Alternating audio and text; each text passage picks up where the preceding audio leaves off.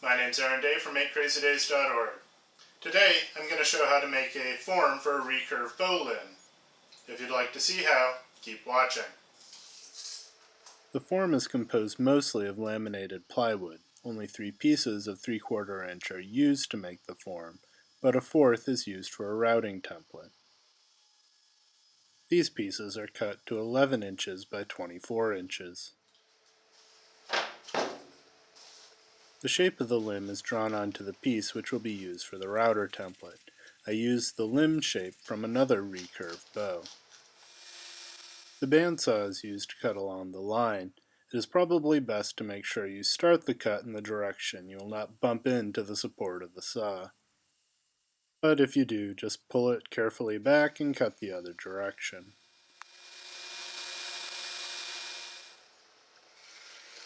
Create a flexible sanding board to clean up the roughness from the bandsaw.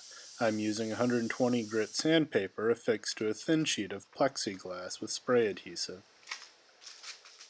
The sanding board allows for getting a smooth and gradual curve without any sharp dips which might translate into the lamination later. It does not need to be perfect, but spending a little extra time here will save time later when sanding the 3 layers of plywood in the form. The template is aligned and clamped down to one of the original pieces, which will become part of the form. Enough space needs to be left for the router base to get by the clamp, so a trim router works best. To avoid abusing the router too much, take a couple slow passes. Keep in mind this is sped up quite a bit. It actually took about 2 minutes on the first pass. A second pass separates the top and the bottom of the form. Since it's removing much less material, it can go a bit quicker. A finishing pass is taken just to make sure a clean edge is used to start. The bottom of the form is done exactly the same way. All of the routed edges are lined up evenly together. Then a whole bunch of screws are sunk into the form to hold it together. There is a point at which this becomes excessive, but I'm not sure if I cross that line or not. The form should be pretty solid and not rack at all.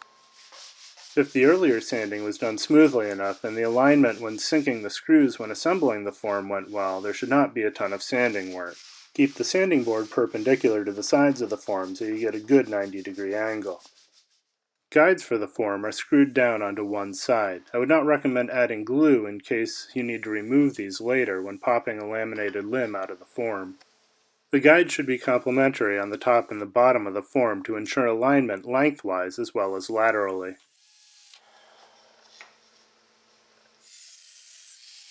And the top and the bottom should slide into each other nicely.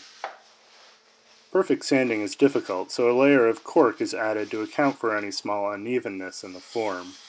Cut 2 strips of cork a little wider than the width of the form and a little longer than the length. Keep in mind that the curve is longer than the straight line of the form. Apply wood glue to the form and even it out over the whole surface of the inside of the form. You could use spray adhesive, but it's more likely it'll pull away from the form when removing a laminated limb after use. Make sure the cork is aligned up to the guides on the side of the form.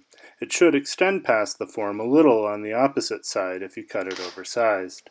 And make sure you slip the other piece of cork in so you don't glue both sides of the form together with a single layer of cork. Apply clamps and let the glue dry.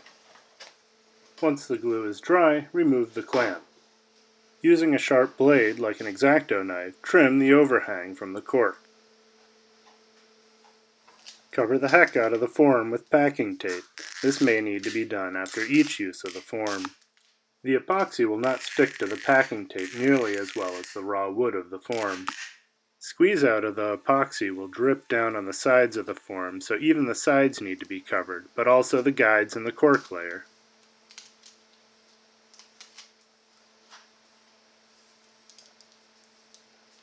Once the tape is applied, make sure that the form goes together smoothly still, and the form is complete. Thank you for watching. I hope you found the video informational. If you'd like to see how to make your own recurve bow limbs, I have another video you can find here. If you have any thoughts or ideas, leave a comment below. If you'd like to see more content like this, please subscribe. And as always, God bless.